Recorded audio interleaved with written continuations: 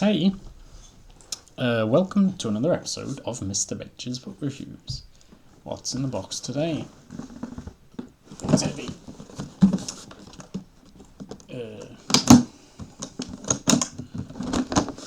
Oops.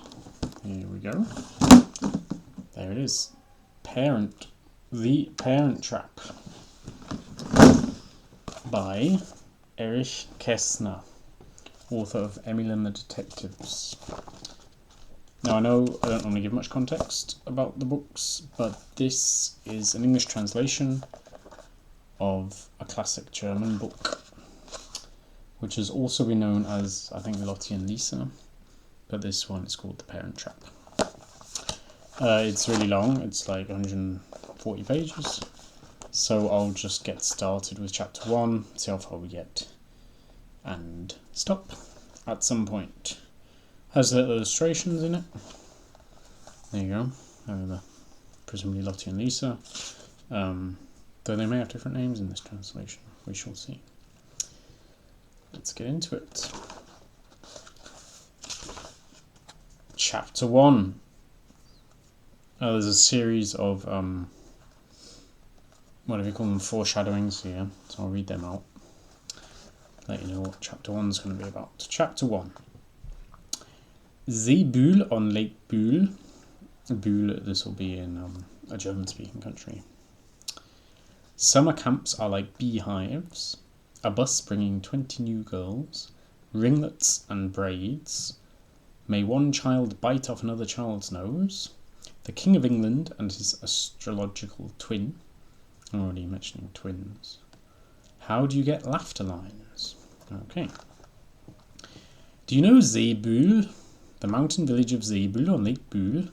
No, are you sure you don't? It's possible that a German audience would have known that more, or at least have been more likely to know that than me, an English audience, but let's see. How strange. Whoever you ask, no one knows Seebühl. Oh, well, I guess not then. Maybe it's made up. I don't know if it exists. Perhaps Seebühl on Lake Bühl is the kind of place known only to the people you don't ask. I wouldn't be surprised. These things happen. And there's a little picture, I guess. Seebühl will be this little town. See means lake in German.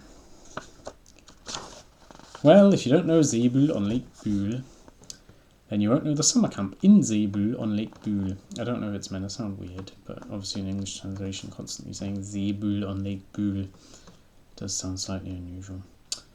Won't know the camp either, the well-known camp for little girls. Well, that's a slightly funny thing to say, that it's a well-known camp that no one knows about. No one knows Seebühl, and then it's well-known. Anyway, that's a pity, but never mind. Summer camps are as like each other as two large loaves or two dog violets. When you've seen one, you've seen them all. That could also be foreshadowing of the fact. This is basically, I'm not giving too much away to say it's about twins who also look like one another, perhaps also like two large loaves. You know, that's a thing, that bread is... I think in those days, that's quite old. I don't think you had mass-producing bakeries. So you would have thought the bakers' loaves would be rather distinct from one another. Two dog violets, not sure about them. When you've seen one, you've seen them all. And if you walk past any of them, you might think it was a gigantic beehive. If you walk past, that's the summer camp, I guess because of the noise. Those summer camps buzz with laughter. There you go, they buzz like beehives. Shriek, oh no, they're not just with laughter. Those summer camps buzz with laughter, shrieking, whispering, and giggling. Or as long as they're buzzing. They really are beehives full of happiness and merriment. One shrieking. Or maybe that's Mary shrieking. And however many there are, there can never be enough of them. In the evening, to be sure, the grey dwarf homesickness sometimes sits on the beds in the dormitory, takes his grey arithmetic book and his grey pencil out of his bag, and with an earnest expression on his face he counts the tears of the children all around him, the tears that have been shed, and the tears that haven't.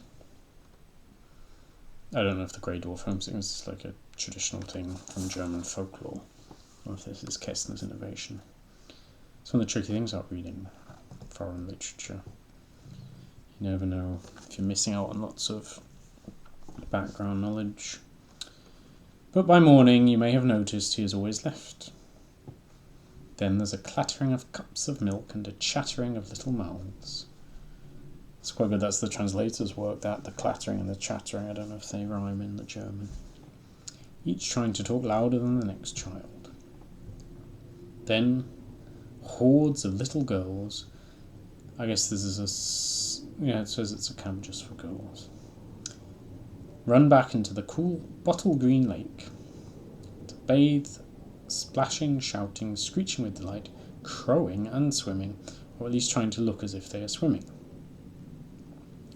It's just like that in Seebühl on Lake Bühl, where the story that I'm going to tell you begins. This is a rather complicated story, and you will have to concentrate hard if you're to understand everything properly exactly as it happened. Quite like that. I quite like it when the author tells you they're going to tell a story. Tells you to listen. At the beginning, however, everything is still quite easy. That's nice. It doesn't get complicated until the later chapters. Complicated and rather exciting. Well, that is exciting. You can get pre-excited about the upcoming excitement. So, for the time being, all the girls are bathing in the lake. Playing more wildly than anyone else, as usual, is a little girl, aged 9. Okay, he's introducing one of the principal characters here. So he's introduced the place, and then the dwarf, and now the characters. A little girl, aged 9, with her hair tumbling down her back in ringlets. Ringlets are one of the things mentioned in the thing, although they're not quite in order then. Because we had Seebühl on Lake Bühl, summer camps are like beehives. Had both of them. And the next one's a bus bringing 20 new girls, and we haven't had that yet. Even though we're already hearing about the ringlets. Her name is Louisa. Okay, so it's not Lottie and Lisa then, it's Louisa. Looks like Louise, but without a without an O. Louisa Palfi. And she comes from Vienna in Austria, which is also German speaking. Then the sound of a gong booms out from the house. The gong is struck again and then a third time. Those of the children and the supervisors who are still bathing. That's a bit of a weird way of writing. It could be because it's translated. Trying to sound old-fashioned. Climb out onto the shore of the lake. The gong means everyone has to come in, calls Miss Ulrika. Even Louisa. Not sure if that refers to the third gong, or if that's just the gong in general. That they've had to strike it 3 times because of the people clearly didn't know what it meant. Just coming, shouts Louisa. An old man like me isn't an express train. Not sure why she calls herself that. But then maybe she's recently had a birthday. But then she comes out of the water as well. Miss Ulrika drives her cackling flock into the hen house. I guess you have a flock of hens, do you? I don't know. Always think of flocks. I guess you get flocks of all kinds of things. You get flocks of sheep. Flocks of birds, like birds that fly around. Don't know, flock of hens, sounds a bit odd.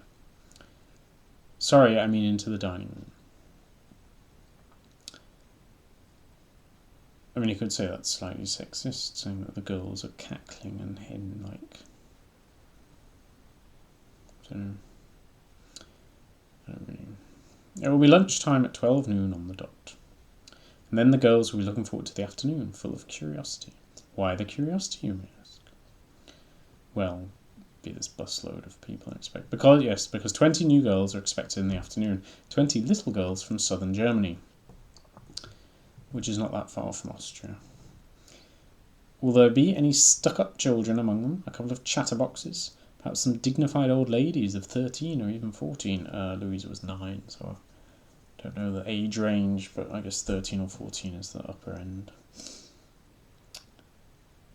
Will they bring any interesting toys with them?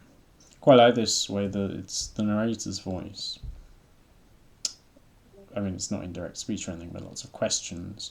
And this is clearly the kind of questions the girls would be asking, but he just writes like, will there, so you kind of really get into the mindset of these girls. It's quite cool. With luck, someone will have a big rubber ball. That would be exciting. I should maybe mention that this was first published many moons ago. Let's see a date here. Maybe there's one on this next page. Nope. Here we go. 1949.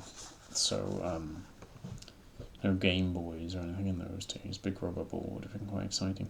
Trude's ball, or possibly Trude's ball, has gone flat because all the air went out of it. And Brigitte won't let anyone else play with hers. She's locked it safely up in the cupboard in case something happens to it. Such things as that have been known too. I'm not sure exactly what it's referring to. It means such things as anything happening to a ball, or he just means people locking things in cupboards. Don't know. But anyway, this is good scene setting. I like the perspective of the children, all the questions. The cat in flock, don't know. Seems a bit mean. It's okay, and we've got to know Louisa a little bit. We don't know too much about her. She seems to be a bit of a mischief maker. She played more wildly than anyone else, and Miss Ulrich had to say even Louisa or something. She seems to be the one who needs more telling than others to come into the house. Okay then. So, and as I said, pretty sure she's one of the principal characters because there are other translations called Lottie and Lisa, and she's probably one of those. So in the afternoon, Louisa, Trude, Brigitte, and the other children are standing at the large iron gate. There you go, it's a present tense to make it sound more immediate. It's sad that earlier, for the time being, all the girls are bathing in the lake. I didn't really... Oh, this is like, we're just really watching it live. I hadn't really noticed that before. Yeah, and here it says, Miss Ulrika drives her flock into the henhouse. Oh, is it all in the present tense? Well, there you go. This is going to be an absolute wild ride then.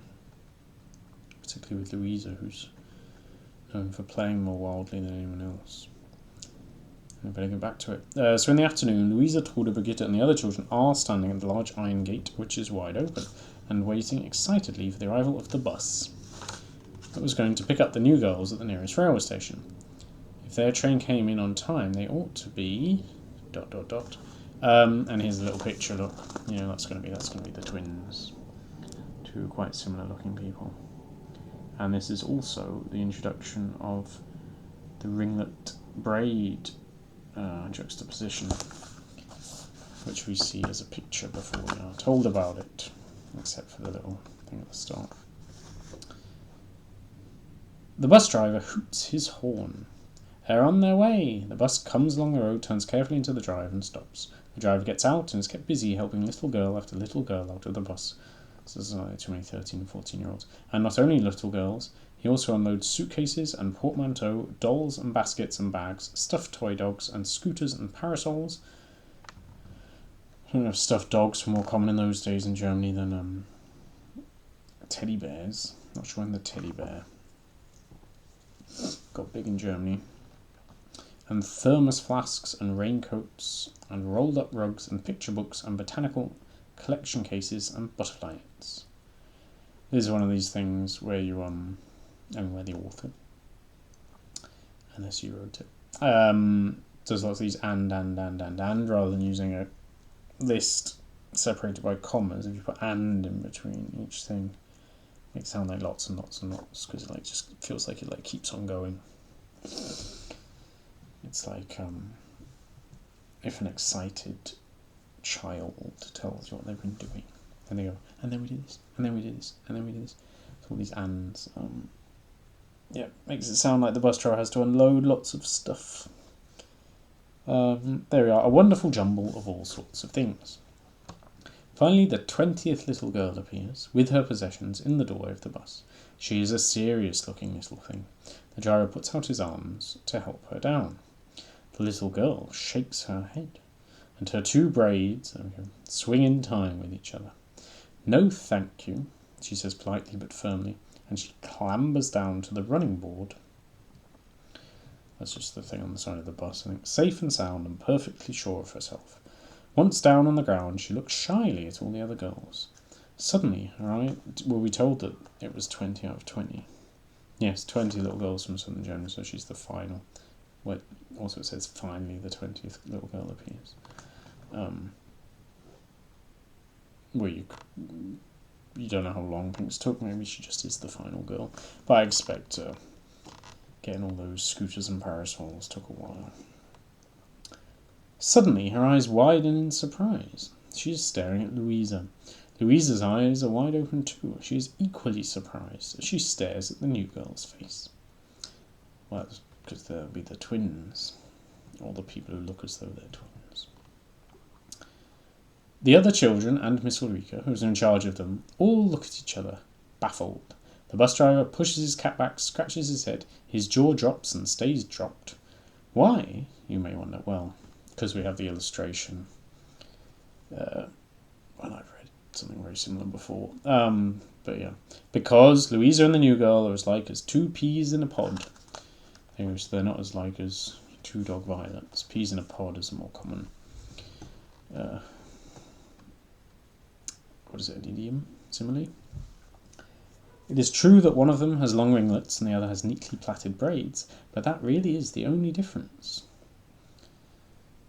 I mean, you said this one looked serious looking. I don't know if the braids are enough to make someone look serious looking.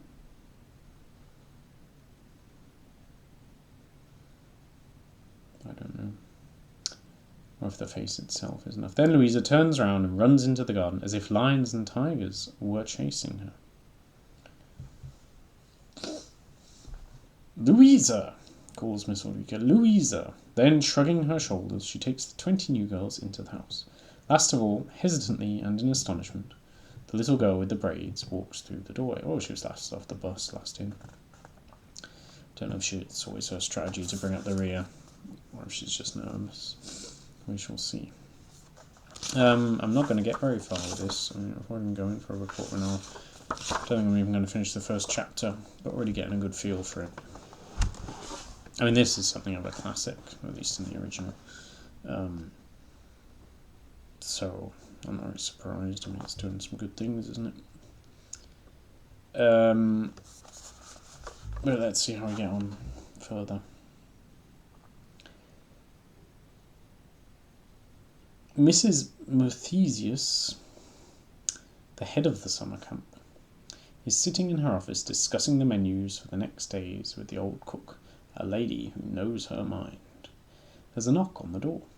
Miss Ulrika comes in and announces that the new girls have all arrived and are healthy and cheerful. "I'm glad to hear it, thank you. There's just one thing." "Yes." The head of the camp, who is extremely busy, looks up for a moment. "It's about Louisa Palfy," Miss Ulrika begins with some hesitation. "She's waiting outside the door." "Show the little rascal in." Miss Mathesius can't suppress a smile. "What's she been up to this time?" There you go, well, this is further confirmation that Louisa is a bit mischievous, if she's known for being up to mischief, or up to things anyway. "Well, she hasn't been up to anything," says the assistant. "It's just that..." The assistant. I suppose Miss Ulrika is the assistant then. I thought she was fairly senior, but maybe not. I mean, she was assigned the flock, and she was on telling everyone to come in, but I guess compared with the head of the camp, she's subordinate. Cautiously, she opens the door and calls, "Come in, both of you. There's no need to be frightened." The two little girls, so I guess this is the other one as well. The one who looks like Louisa. Do we know her name yet? I don't think so. She was called the little girl, I think so far. So now we have the two little girls walk into the room. They keep well away from each other. "Well, I never," murmurs the cook. While the astonished Mrs. Mathesius looks the children up and down, Miss Ulrika says, the new girl is Lottie Körner, and she lives in Munich. There you go, Munich, south of Germany. And Lottie, there you go, that was the name I was expecting. Are you two related to each other? That must be Miss Mathesius asking that. The two girls shake their heads very slightly, but with great conviction. They never set eyes on each other before today, says Miss Ulrika. They never set eyes on each other before today. Might expect to have there, wouldn't you? They have never set eyes on each other. They never set eyes on each other. I mean, that's the way Ulrika said it. Odd, don't you think? What's so odd about it? Asked the cook. Why would they have set eyes on each other? I mean, what with one of them living in Munich and the other in Vienna. So the cook's quite up to speed on where people live. I mean, it's possible that they will have very discernible accents. So maybe everyone knows. Or maybe Louisa's just fairly well known as coming from Vienna. Mrs. Mathesius says, in kindly tones, two girls who look so like each other are sure to become good friends. Don't stand so far apart, children. Come along, shake hands. Won't, cries Louisa, clasping her hands behind her back. Miss Mathesius shrugs her shoulders, thinks about it for a moment, and finally says, very well, you can both go. I'm not really sure what instigated this visit. If it was Miss Ulrika's idea that they come and say hello and introduce themselves to the head of the summer camp, or if one of the girls requested it. Because they don't seem to have really had anything to really say. Louisa runs to the door, flings it wide open, and storms out. Lottie bobs a little curtsy and begins to leave the room more slowly. This is already showing that they have quite different characters. We already were told that Lottie was serious looking, and that she said something politely earlier. I think she said no thank you or something. And now she's doing curtsies. Just a minute, Lottie, says the head of the camp. She opens a big book. I'll enter your name in the register right away, and when and where you were born, with the names of your parents. I just have a mummy, whispers Lottie. Mrs. Mathesius dips her pen in the inkwell. Very well, first your date of birth, then. I don't see why that. I mean, first your date of birth, then. I mean, that then isn't because she only has a mummy. She probably wanted the date of birth first anyway. So, not sure what the then's doing in that sentence, but anyway. I think I'll read this last half page, and then we can probably draw our conclusions. Lottie goes along the corridor, climbs the stairs, opens the door, and finds herself in the room containing the girls' wardrobes. Her case hasn't been unpacked yet. She begins putting away her clothes, shirts, pinafores, socks, in the wardrobe that is to be hers. The distant sound of children's laughter drifts in through the open window. I expect that these clothes are fairly typical of the era, and that the fact she has pinafores isn't because she's particularly more serious than anyone else. Lottie is holding, but the fact she's packing or unpacking, sounds like she's doing it neatly. Seems quite well organised. Lottie is holding the photograph of a young woman, and we know she has a mum, so that could be a mum. She looks lovingly at the picture and then hides it carefully under the pinafores. I don't really know what it's like in these summer camps, but maybe you hide the pictures of your family because it's embarrassing. Don't know. When she is about to close the wardrobe, her eyes fall on a mirror inside its door. She looks gravely and inquiringly at her reflection, as if she had never seen herself before. Then, with a sudden, decisive movement, she tosses back her braids and strokes them in a way that makes her hair look more like Louisa Parfy's.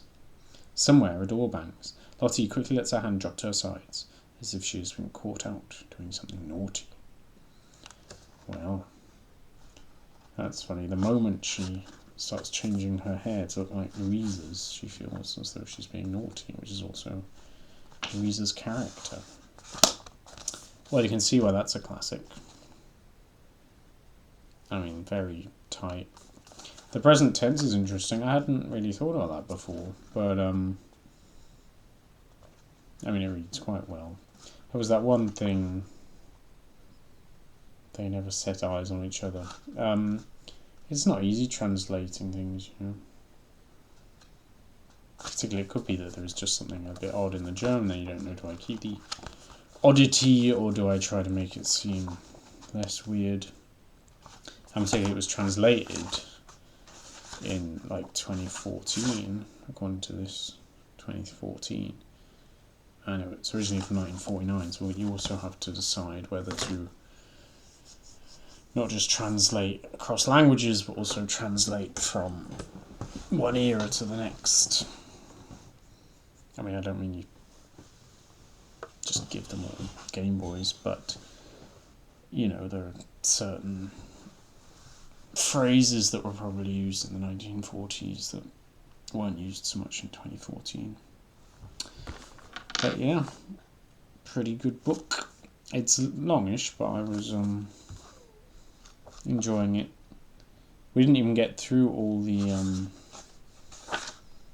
these things that were mentioned at the start. But I quite like the way it started already, talking about twos.